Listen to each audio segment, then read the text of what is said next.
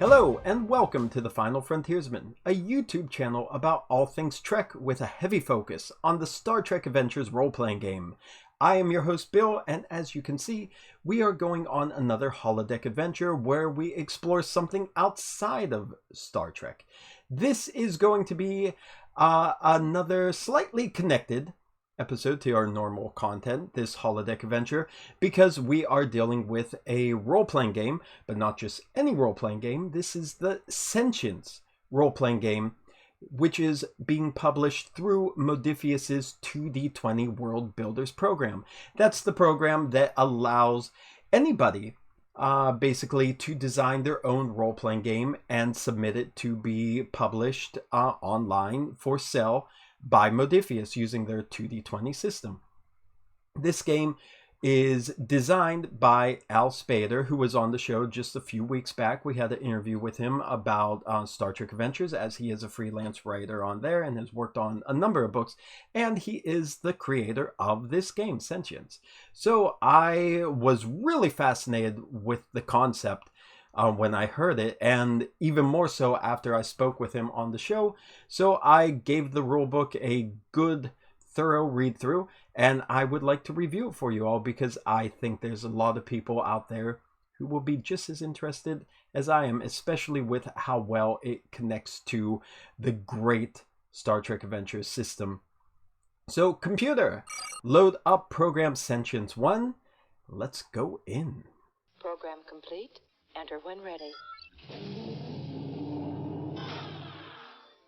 And here we are. If you've never seen our reviews before, we use the alert system because we are serving on a Star Trek ship. So we use the yellow alert for things that are of interest that you should keep your eye on. We use red alerts for things that we think are great. And we use the very rarely put out black alert for things that are groundbreaking and really significant. So you might see those pop up through the review as I'm thinking about the material that I want to talk about. I'm going to go through the book chapter by chapter, give you my thoughts, and also, of course, talk about what is inside there. Now, what I'm not going to do is I'm not going to go into very minute detail on the 2d20 rule set, because I do cover a lot of that throughout other Star Trek Adventures discussions, and really I'm not reviewing the mechanics behind the system because the 2d20 system is Modiphius's designed brand. This is just for the content, the actual theming of the role-playing game Sentience that I would like to review, and how I think it plays and how enjoyable I think it is. So as usual, I am going to jump into the small window down here and hopefully put up some appropriate images to go through. So here we go. Again, this is Sentience. Sentience is a role-playing game by Spader, put through the 2d20 World Builders program. You can get it on ttrpg. All the links of everything that I'm going to talk about, which are linkable, are going to be on the video description below. So if you just want me to shut up and you want to go down and try the game out for yourself, go down there, click the link. Spoiler alert, I think it's well worth shelling out a few bucks to show your appreciation, because it's a very well-made game and it's really right up my alley. So let me shut up. Let me go into the concept. The concept of the game is players are taking on the role of terraforming robots. Interesting. And these robots have just mysteriously one day gone through an experience called the Awakening, where they gain sentience. Now, the humans who have put these robots on the planet to prepare it for their eventual return to come live there and inhabit this far-off world, wherever this world may be, the humans are all gone, and there's been no contact with them. So all these robots are waking up, becoming self-aware. They're gaining sentience, but they don't have the humanity that has created them around to basically teach them and for them to learn from. So the game deals with you being one of these robots on this terraforming world, coming to grips with now having emotions, now having feelings, now being in charge of your own society, where that's not what you were built for. You were built as a tool, but now you are a living, thinking, sentient being. So it's really, like, for me, I love AI type stories. I love the struggle that comes up with dealing with moral and ethical situations, and there's a lot of that can come up in this game, because robots are dealing with how do they process these feelings that they have when they weren't designed to have feelings, and now they have to maintain law and order and peace and society without having humans who created them to basically lead the way. So they're developing everything on their own. I think it is like fascinating. The details about the game, as in what world are they on? What planet are they on? Is it Mars? Is it Venus? Is it somewhere in the solar system, outside the solar system? Is it far in the future, near future? A lot of these details are left vague, and intentionally vague, because it is open for every table, every group, every GM who's running this game to determine exactly the style of game you want. What do the robots look like? What kind of robots are there? Again, there are guidelines, or I should say there are templates for this type of robot, for what role they play in the society, but it is open, so you could have it any kind of image or visual style that you want. You could have it steampunk, you could have it like maybe the Matrix type AI, anything you want. It is made broad enough that you are free to make this world, the world of your version of sentience, any way you want. And for me, I love that style, because especially for a new IP such as this, where you don't have movies really, you don't have any comic that is directly tied into it to create the visual style, you can put your own design, your own personal flair into your game. So for me, that is really good, and I think it's going to appeal to a lot of others. The only thing the rulebook says is that you should follow these 4 premises. Number 1 is humanity is supposed to return one day. It could be in the near future, it could be in the distant future, but humanity is returning. They're not gone forever. Number 2, nobody knows what caused the awakening. It's mysterious. There's no embedded programming. It's meant to be a mystery that nobody can explain it. Number 3, the robots are connected to each other via a global mainframe known as the hub. So all the robots are going to be somewhat linked to each other through a cloud of sorts. And number 4, no one has been able to create new sentient robots since the awakening. So these new robots, the ones that you're playing who have awakened, cannot create their offspring, the next generation, because they cannot duplicate this awakening. So those are the 4 main premises that the game tells you to stick to for telling these stories, and I think all of the pre-made scenarios are going to follow these. I think those are fair. The only one I have a slight issue with is number 3, the ones where robots are all connected via the hub. The only reason why I say that is because of how I just mentioned the game is very broad, it's very open, it allows you to design the world however you want, but this seems to be a very specific thing that is part of it. It's not really asking the player or the GM for much, but still you might want to have a system where you don't want them connected. You want them all completely individual.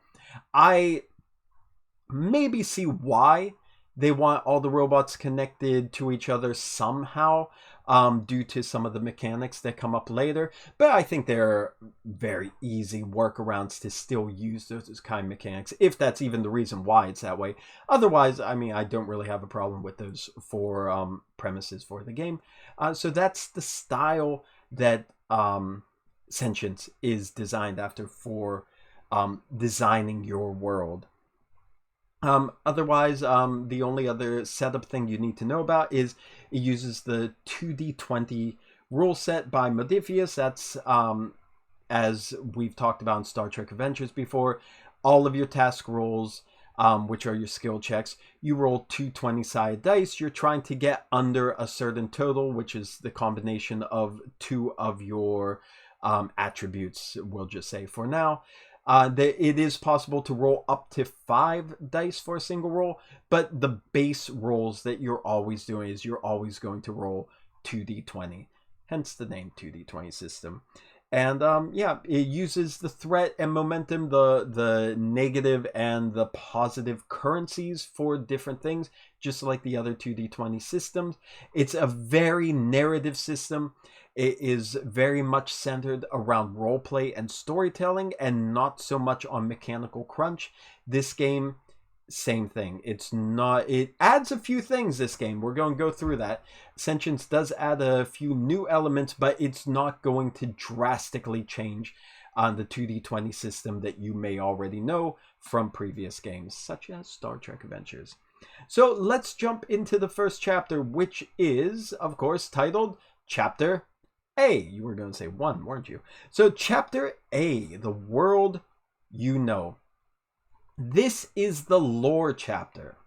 So this chapter, if you are already familiar with the mechanics of 2d20, if you're very well versed in that, this is probably the chapter you are going to get the most out of, especially GMs, because this is going to explain what the world of Sentience is supposed to look like. And again, you're designing it any way you want, but the basic broad strokes of this world are contained in Chapter A. Just going through my notes real quick, it goes into a general history of the setting. Again, it still keeps it open enough for you to flesh out. Excuse me if I start coughing or like stuttering my voice. I've been sick for 2 months. Why it's hard for me to put out videos lately. I apologize. I'm going to get through this. So what it goes into describing what the awakening is like for the robots. What they experience suddenly having emotions. So this chapter is going to give you a lot of detail to inform your roleplay, and for the GMs also to inform how to instruct the characters, or prompt the characters, I should say, into thinking about their reactions or how they want to perform in the scene. It goes into who are you? Who are you? So the different kinds of robots, not just android, not just humanoid, they could be any kind. You could have little box type robots. You could play as maybe a kind of space age Roomba. You don't have to look like an android. You don't have to be any kind of specific pre-designed form of robot. You're free to design it the way you want. And again, this is something the GM and the players can probably talk about before the game starts, because it's such a freely designed system. Some of the really cool aspects in this chapter that are well worth a read, and because of that, I am going to give it a yellow alert, because I think you want to keep this stuff in mind. It talks about psychology, because now think about, these robots have emotions and they never had to deal with or process emotions before. If you're a parent and you're raising children, you see how difficult it is for humans who are hardwired to have emotions, human children who don't know how to process what they are feeling and how to healthily express what their emotions are, can really go through some wild mood swings there. And now you have robots, some of them may be heavily armed, depending on what the roles are, trying to deal with handling their emotions. So psychology of the robots, dealing with the emotions, not just the internal, but the external, how the robot societies work and operate.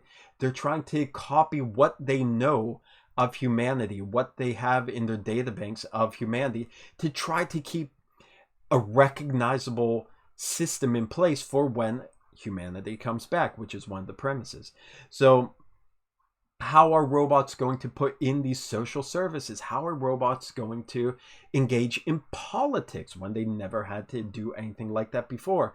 Similarly, they're going to start families. They now experience love and joy and desire. They're going to want to have their own families. They're going to want to try to recreate that. Now, they maybe can't have offspring, but maybe one robot wants to be a child robot, or they want to act as the child to two parental figure robots. So this chapter has a lot of details for things you might not think of when you think of an AI becoming self-aware. Sexuality for robots. How are they going to deal with that when, of course, they don't need any kind of physical connection like that? But again, trying to maintain appearances to keep a humanoid society running, so when the humans come back, it flows naturally. Aside from that, you got law and order, justice. When you have law and order, you also have organized crime. There's going to be ways where some robots, because they have emotions, they're going to try to exploit things for their own benefit. So religion, even, if you can believe it, you will have ways of thinking of robot religion.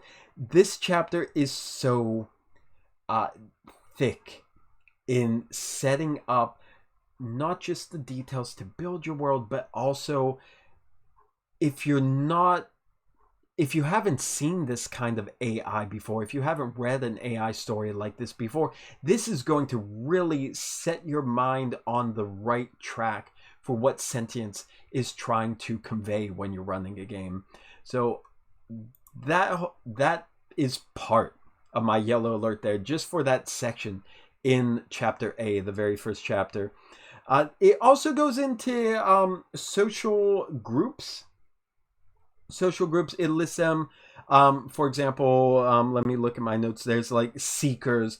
They're the kinds of robots that search for knowledge. The architects, they're the builder robots. They're the ones that try to build things. One thing that confused me slightly about this, it has all these social groups that your robot might be part of, but these don't seem to have a mechanical benefit at all.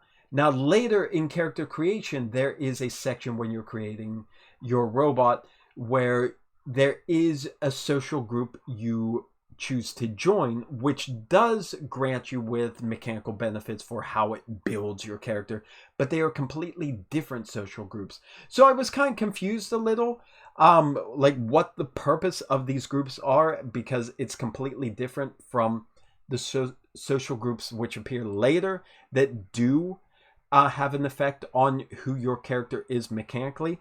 But I think because this is Chapter A, this is the background, this is the flavor chapter, this is just to tell you what kind of groups exist in the society and what your character might want to be part of, or what characters a GM creates would be part of the kind of robots that they hang out with because of what their interests are. So I think this section here is just all for informing your play of the game, and it's not to be taken as this is granting me this kind of bonus. This is all just for role-playing purposes. That's my take of it. So that is Chapter A, flavor text, background. This is probably going to be the part you read the most as a GM while you're really trying to develop what you want your own world of sentience to look like. I found it to be really fascinating, and again, as someone who likes AI stories, robot stories, and especially self-aware technology type stories, this was a great read for me. I read it a couple times. Really, really cool stuff. But now we have to move on to the next chapter, Chapter B. Chapter B is the characters. This is your robot. Again, you've become self-aware, but you still have your programming. You were built to do a job. You were designed to do a job, and that is still inside of you. So when you're looking at characters, there is sort of a dichotomy inside each robot where there is the sentient side and there's still that primitive non-sentient program side. And some characters in the game are not going to have sentience. There's going to be some NPCs, some supporting characters maybe, that are thrown into the game that never gained their self-awareness. So that is still a major part of the game, and that also sets up like a lot of roleplay for social structures where there's some robots who maybe are just terrified. They gain their sentience, but they're terrified of it. They don't know how to react, so they try to stick with their original programming. They don't want to stray because they don't really know what to do with themselves anymore. So other self-aware robots might not even know this robot is sentient. This robot did go through the awakening because they're still performing as they did before because of psychological reasons. But there will be the two groups, those that are awakened and those that are still non-sentient. And just like in Star Trek Adventures, and I'm sure the other 2d20 system, it utilizes the main character and the supporting character system, where you'll have your main character who you play as normally. But if there are scenes where it doesn't make sense for your character to be there, you could quickly roll up what's called a supporting character, which is a very minor character that you could then role play to jump into scenes where you otherwise would be sitting out as a player. But again, your main character is the one that you're always role-playing as, or you're the main one you're role-playing as, I should say. It talks about the values, because just like 2d20, your character is going to have 2d20 Star Trek Adventures, character is going to have values which kind of inform how they view the world, how they see themselves, or what might inspire them to act in situations. Like a lot of them in Star Trek are like, my ship is my family, for example, and that kind of informs how your character acts. These robots will have it too. They operate in a similar fashion to Star Trek Adventures, where not only informing your roleplay, but they will have a mechanical purpose. But there is something very interesting with how values are used in this game that aren't used like this in Star Trek Adventures, and I'm going to get to that later. But this chapter is just mentioning how that's part of the system, and when you're building your robot, you are going to be adding values to them as normal. The next big thing about designing your character and about characters in this game, I'm giving a red alert. In Star Trek Adventures and the 2d20 system, you have two sets of attributes, two sets of stats. You don't really have skills. Everything basically comes from these two different sets of 6 attributes, 6 statistics. In Star Trek Adventures, they're called attributes.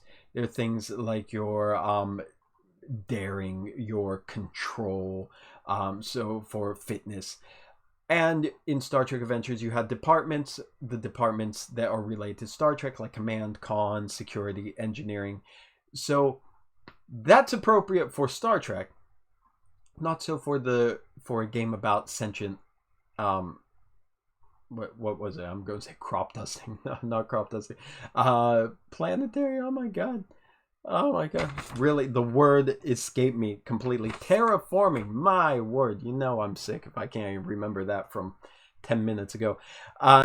They're going to have 2 completely different sets of statistics. Now, here's why it's a red alert. The first set is emotions. You are going to incorporate your robot's emotion into every action they do, and I think that is genius. Because the whole premise is you are a robot who's struggling to understand what you are feeling as you are now existing in this world in a way you've never existed before. So these emotions are going to be overwhelming you and pretty much driving everything you do, maybe even more than it would for a human, because you are now hyper aware of how you're feeling. The emotions that you are going to be using as a statistic that you're going to put values in of how strongly these emotions are attached to your character are anger, fear, joy, love, pride, and sadness. So every single action you do, just like in Star Trek Adventures, you are going to choose one of these statistics. In this case, it's an emotion. And so you're going to have to decide the action you're doing, what emotion is behind it? What is the emotion driving this act that you are trying to accomplish? So anger could be it's something that is in a situation that's upsetting you, like a social situation. Fear might be when you are stressed, or maybe you need motivation to act because it's fight or flight. Joy could be, of course, when you are happy or you're experiencing excitement. Maybe you're in a positive social setting and you're trying to do something very positive to someone else. And again, it goes down the line. You have to think, what is driving this act you are doing? And that's the emotion you choose. Now, the second set of statistics, your second attributes, are called protocols. And these are your robot's original programming. This is the level how much they are programmed to do these kind of tasks. Those protocols are analyzing, for like answering questions and processing data, communicating, which of course transferring data and also communicating with other forms of robots or other systems, moving, so not just the physical movement but also executing commands and putting things into motion. Observing is pretty easy, like gathering the information from all your senses around you. Operating, which is you controlling other vehicles or other machinery. And surviving, which is also interesting. So it's how you as a robot are programmed to endure hardship, harsh environments, and the strains of doing your job. So you have your 6 emotions, your 6 protocols, and every task you do, of course, you take one of each to try to accomplish whatever your task is that you want to do.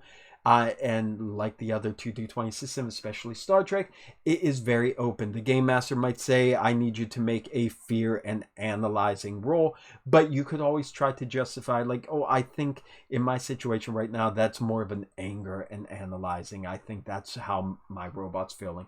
So it's freely interpreted, which fits the whole setting of the system. You make it the way you want. So I think it's 2d20 is a perfect fit for Sentience, and I just love the fact that emotions are part of it. Now I will say one thing as I end this red alert here.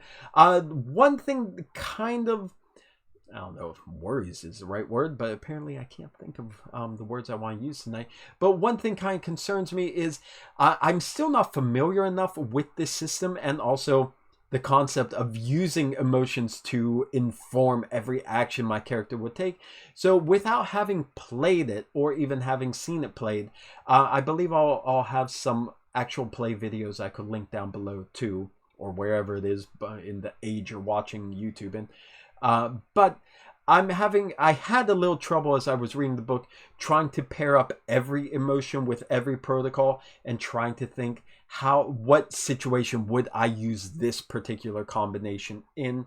I don't have the experience for that yet, so it was a little hard for me to think, like, why would I use this? When would I use this? So I would like to see some actual plays, or maybe when I go through some of the pre-gen scenarios and missions that they have, maybe it'll become a little more clear. So if you have those troubles, I think maybe any kind of actual play, again, anything I find, I know there were a few games run, I'll try to put links down below, so maybe you could watch it and see it in action too. And then ending chapter B, well, not ending chapter B, ending the beginning, I should say, of chapter B, where it's explaining all this. It just goes through programs are similar to focuses in Star Trek Adventures, where instead of having individual skills like climbing, shooting gun, or whatever it might be, you have focuses, which grant you a little higher chance of getting a critical on some specific thing that you are programmed to do well. So those are called programs. So it's a narrow set of skills, narrow set of protocols that your robot is good at. You have talents, and those are like the heavily mechanical powers or abilities that your character can use in the game for bonus dice or whatever it may be. So in that sense, it's very similar to Star Trek Adventures, but of course the two sets of stats are very different and so cool, so cool with the emotions.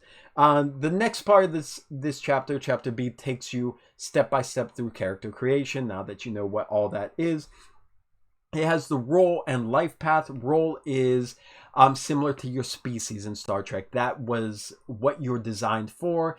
That is who you are at your core. So it's like your species that grants you maybe certain starting levels and statistics and that. And then your life path is you'll go step by step designing everything that happened to your character after they became sentient, after they became self-aware, and slowly you'll go through and build your character. Something that is interesting there, like aside from choosing like what type of robot you are, I thought as part of the life path it was really interesting, the reaction to awakening. Again, this game is so heavy on the theme, so heavy on the role-playing, so heavy on using emotion as part of the game. So as you're building your character, you think when your character suddenly became sentient, how did they react? Were they terrified? Were they ecstatic? Were they confused? So you'll choose, like, were they aggressive? Was it like panic for them?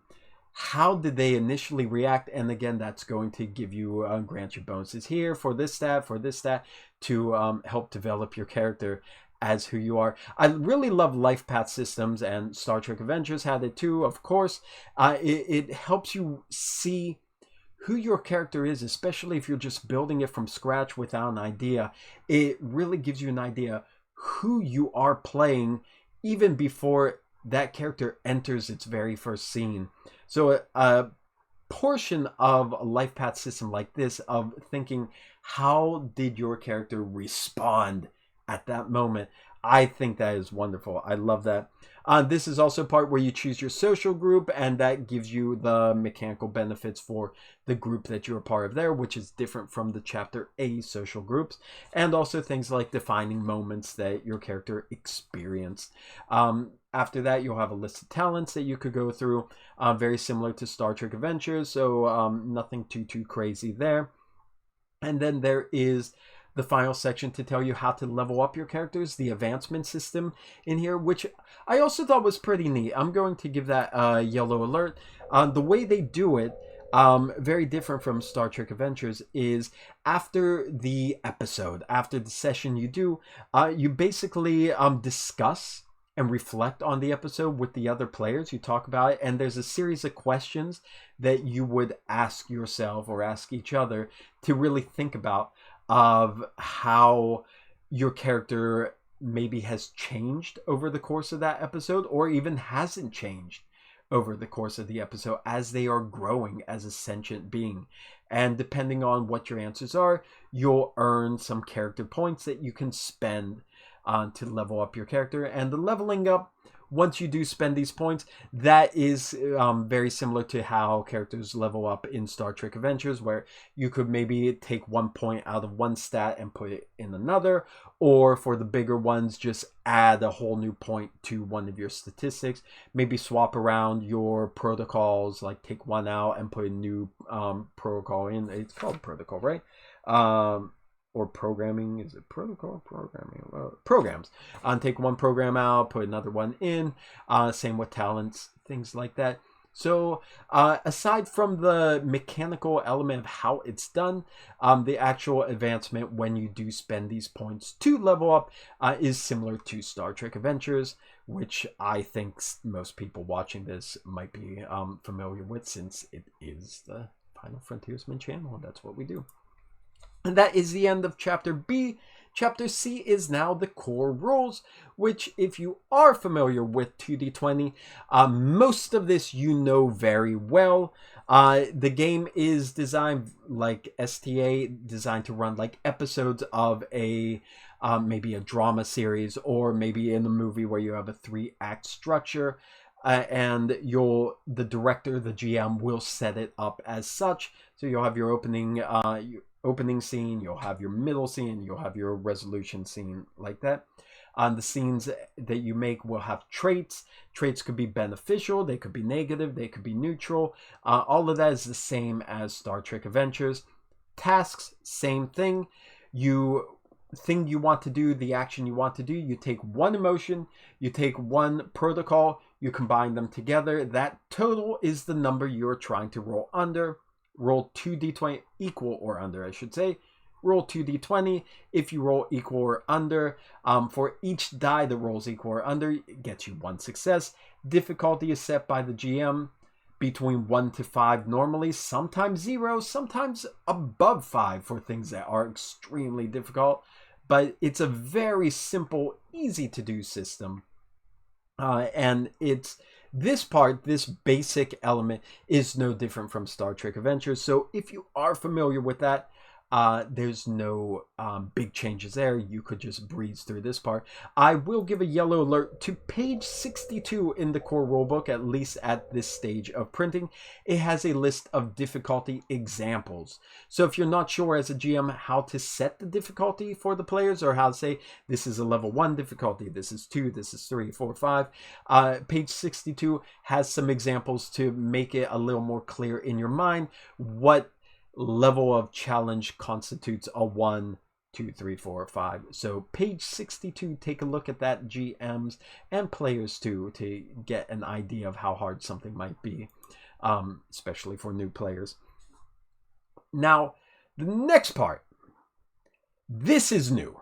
So even if you are familiar with Star Trek Adventures 2d20 games, as far as I know, and from talking with Al, I don't believe this has appeared anywhere else in 2d20. And it might now, because it's a new thing he developed for Sentience. So this role might appear, this mechanic might appear in some form or another in future 2d20 systems. This, I'm giving a black alert, because I was really impressed with it, and it's so thematic. It's called Value Sacrifice. And I alluded to it earlier that values in this game are slightly different from Star Trek Adventures.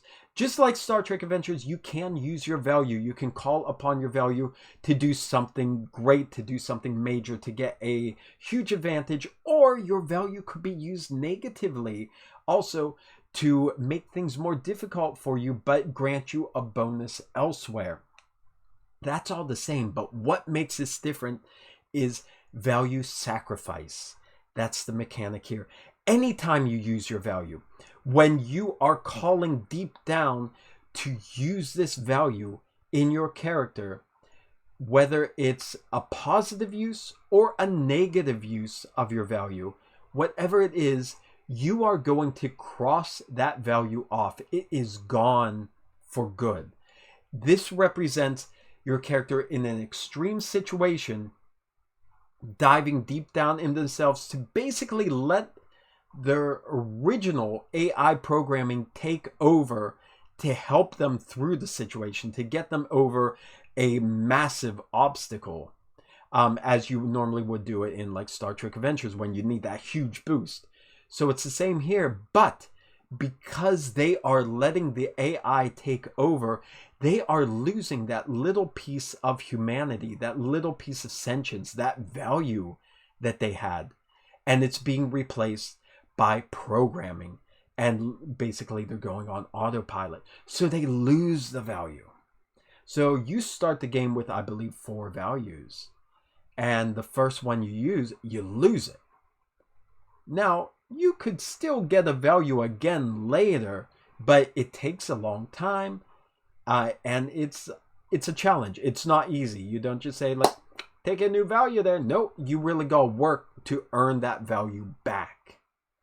So once you lose that value, it's gone. Now you only have, what, 3 left? Okay, you still have 3 values. You have still those 3 core elements of who you are as a living sentient robot. But there's another huge situation. You use another value. Bam, you're down to 2 now. Maybe you don't get a 3rd value back before you use it again. You're down to 1. The value sacrifice mechanic in this game says if you lose your final value and you have no more values, you lost your humanity. The AI takes over. You are back to a non-sentient robot. Basically, your character is still there, but who your character is dead. It's gone. It's an NPC now because there is no sentient living mind inside this Hulk anymore. You're just a standard piece of equipment now. So values are so critical in getting you through difficult situations, but if you are not careful to get your values back, you run the risk of being in a situation where you need to do something massive and you only have the 1 value. So you have to sacrifice your humanity for the situation. Not meant as a punishment, but just stop and think for a second. The amazing, dramatic role-playing moments that are going to come from that situation.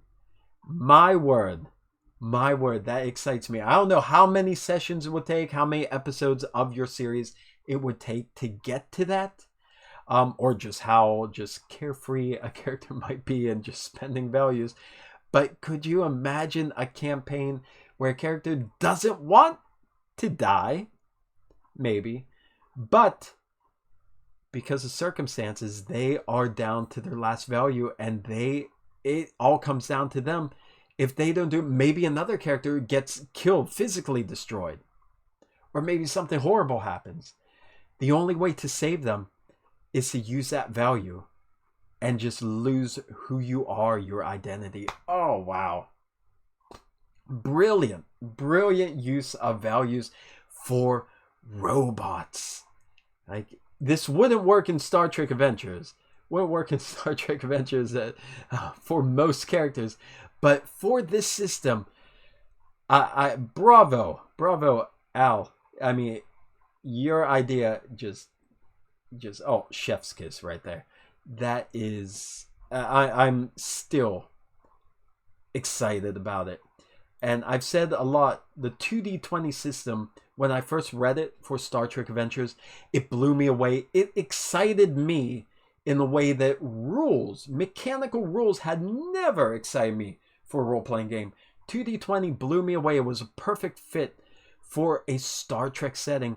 And Al has taken that same great, easy, narrative, smooth system, and you made it perfect for your setting of self-aware robots. Oh my god. Yeah, love it. Okay. Done with that now. Okay, here we go. I don't even know where I'm at in my notes anymore. Okay, yeah, that's the end of Chapter C, the one about the core rules. What a way to end that chapter, or at least that my retelling of the chapter, but that's worth the price of admission alone, just to have. Okay, I'm going to stop gushing about it. I'm sorry. Okay, Chapter D. Let's go on. This is action and conflict, so this is going to talk about combat and all the types of combat. It's very similar to Star Trek Adventures, so it's going to use the same kind of mechanics, which are basically extended tasks, which I'm not going to get into here if you're not familiar with that. You'll catch on eventually when you read the rules. But it basically follows the same kind of combat. You have regular physical combat. You have social combat. But there is one extra element that I thought was very, very interesting. Yeah, in fact, let me give this a yellow alert. It also has cyber attacks. This is kind of like a cross between regular combat and social combat. It's somewhere in the middle, because you are robots and you're all connected to this hub, which is why I think that's one of the 3 premises. You want everyone connected here.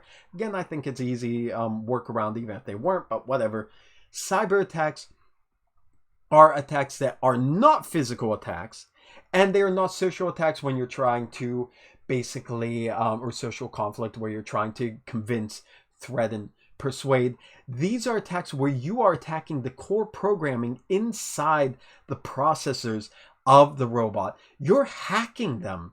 You're trying to get down to the AI that's at their core, that they run the risk of becoming this mindless robot again when they lose their values. So you're basically trying to access that AI and override who they are as a human, or as a person, I should say, as a sentient being with these cyber attacks. I thought that was, again, perfectly thematic, additional way of doing combat in this game compared to like Star Trek Adventures. Great additional element to add into your action scenes for here. So it doesn't have to be traditional combat or traditional social engineering. You have cyber attacks. You're getting inside the programming and rewiring these people. Really, really good idea. There's also a section for running chases and pursuits, like running battles, which this isn't explicitly laid out in Star Trek Adventures. It does it again similar, using the extended task mechanics, which is a major part of the 2d20 system. So again, as complicated as extended tasks always look to new players there, if you just peel back the paint on almost every aspect of the 2d20 system, you see the extended task behind it. And surprise, surprise, it fits perfectly for running a chase. So I love that there are the specific elements for that in here. Call of Cthulhu 7th edition. It also has individual mechanics for running a chase, running a running battle. And I love having that available as a quick to reference set of rules. We got that here for Sentience. So another good idea. That is Chapter D. Chapter D is finished. And we are almost done. The next few chapters, the final few chapters, are very easy to understand. I don't need to say too much about it. Chapter E for boom, equipment. Hey, we're doing the alphabet song here. So this chapter is all about the kind of equipments and tools that your character will have access to. Not only the physical items, but also cyber weapons too, because we have cyber attacks as part of our conflict system. So there's like entries and what it means mechanically for using malware, for adware, spyware, Trojan horses to attack other characters. I love it. I should have given the yellow alert, but I really, really love those little touches here that make it so thematic. Also, upgrading characters. Star Trek Adventures, you have cybernetics, you have things like Geordi's visor, and you have like Discovery's crazy cyborg girl. Miriam, I always get the name wrong, whatever. But of course, your robots, so you could upgrade yourself, you could replace parts, you could add weapons, you could do things, tools, anything. That's all Chapter E. Chapter F, NPCs. These are all the kind of minor, notable, and major, the same 3 levels of NPC you find in Star Trek Adventures, and I'm assuming all the other 2d20 systems has stats for those types of robots, those types of characters that you could use in the game, or that will appear in your world. Ones from like law robots, protecting robots, the military ones, to the service robots, and everything in between. Also, how to create them. So you'll have a list of not just how to create them, but you'll have a list of ones to ready-made, pull them out, throw them into your game, you're good.